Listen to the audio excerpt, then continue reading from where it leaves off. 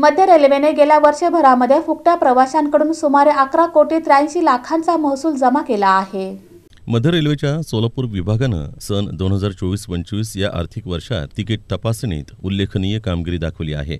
या तपासणी मोहिमेद्वारे 11.83 कोटी रुपयांचा महसूल नोंद करण्यात आला आहे। वर्षभरात एकूण 10,987 तिकीट तपासणी मोहिमा राबवण्यात आल्या, ज्यामध्ये 850 विशेष सघन मोहिमा, 64 स्पॉट चेक आणि 36 एम्बुश, क्रॉस कंट्री आणि फोर्स ट्रेस चेकचा समावेश आहे।